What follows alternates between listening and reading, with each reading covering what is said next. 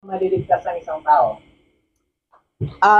Well, obviously, yung revelation na meron tayo sa Biblia, para maligtas ang isang tao, ay kailangan niya na isuko. Ayokong gamitin yung word muna na sumampalataya kasi parang masyadong gasgas masyado yung sumampalataya kay Kristo. Hindi dahil mababaw yun, actually malalim yun. Gusto ko munang gamitin yung salitang isuko, magpakumbaba kay Kristo, no? Ang sino mang isuko ang kanilang buhay kay Kristo, tanggapin siya.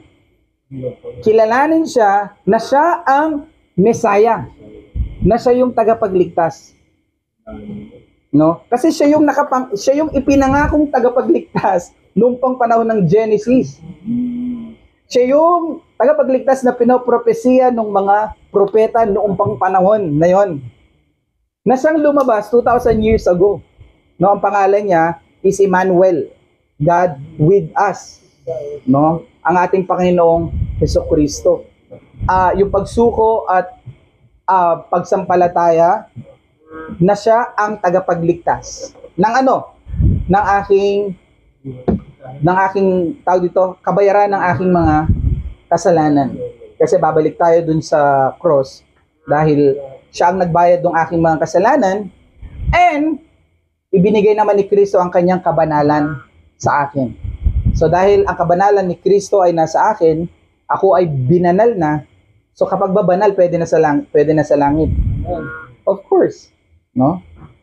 So pero hindi mo kabanalan 'yun, ha, mga kapatid. Kabanalan ni Kristo na siyang bumabalot ho sa atin.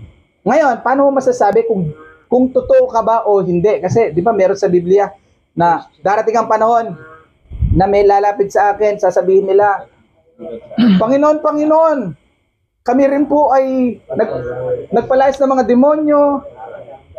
Di ba? Yung mga typical na ginagawa, pero ano sagot ng Panginoon?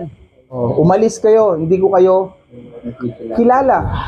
So, all this time, akala nito mga tao na to na nakakasunod sila sa Diyos.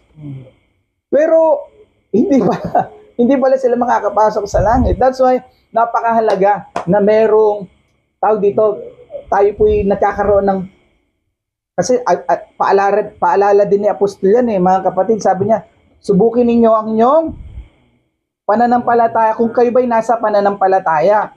No, baka kumbaga, nakikisama-sama lang, wala talaga hindi nila talaga naiintindihan. No? So in short pare, mabalik ako, ang kaligtasan ay kay Kristo lamang. At pag ngayon, dahil sinuko mo ang buhay mo sa Kanya, ano gagawin mo ngayon? Sumunod ka sa Kanyang pinag-uutos.